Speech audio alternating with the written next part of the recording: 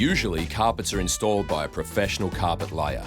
But if you're thinking about installing carpet yourself, this video provides an overview of what's required.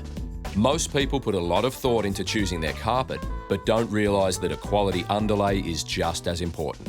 New carpet can be a big investment, so it's worth getting the foundation right. Many carpet manufacturers actually void your carpet's warranty if it's laid on an old underlay, so it's highly recommended that you change the underlay every time you replace your carpet. Before you start, make sure you've got all your tools and materials on hand. The materials you'll need are your carpet, the carpet gripper, a roll of tape, and of course your underlay.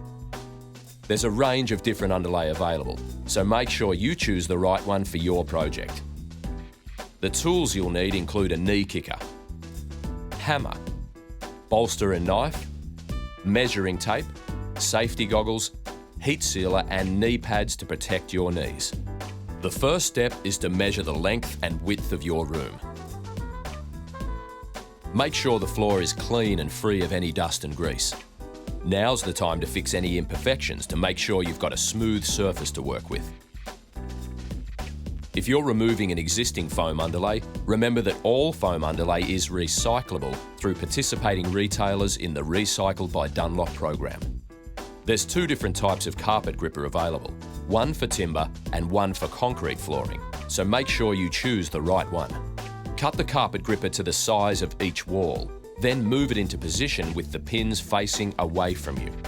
You'll want to leave a small gap between the carpet gripper and the wall, but the size of the gap will depend on the thickness of your carpet. If it's a thin carpet, then around 5mm is ideal, but for a thicker carpet, the gap should be 8 to 10mm. Make sure the gap is the same distance all around the room. Then nail it into place, taking care to hammer only the nails and not the pins themselves. Cut your underlay into lengths long enough to reach the carpet gripper. To minimise the appearance of any joins in the carpet, you'll want to run the underlay in a different direction.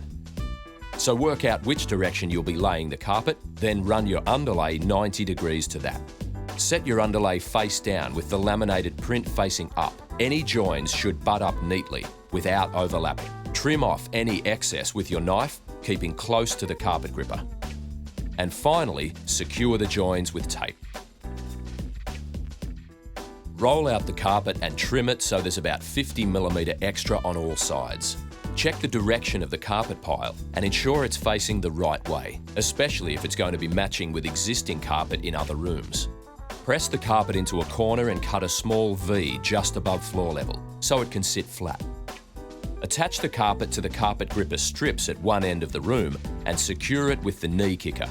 To do this, you'll need to place the face of the kicker against the carpet about 3 inches away from the wall. Then hit it with your knee to stretch the carpet over the smooth edge. The trick is to hit the kicker with your knee at a slight angle to the wall. As you work, you'll need to press the carpet onto the smooth edge with a hammer.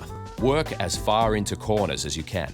When you've finished one wall, move to the opposite wall and keep working around the room, fitting the carpet into each corner. Sometimes the carpet isn't wide enough for your room, so you may need to join two pieces together. You can join the carpet seam with cold tape or use the hot glue method, which we'll be using today. First, cut the carpet seam with a straight edge and then line up the two sections. If you can, it's best to keep the seam away from the door. Place the hot melt tape underneath the carpet, right in the centre of the two seams, to ensure there's an even amount of glue on both sides. Place the hot iron under the carpet and onto the hot glue strip. With the carpet in position, begin moving the iron along the seam, pressing the carpet into the tape. Exercise caution because the iron will be very hot. Once the seam is sealed, trim off any extra threads with scissors. Using your knife, trim the edges of your carpet approximately 10mm from the wall.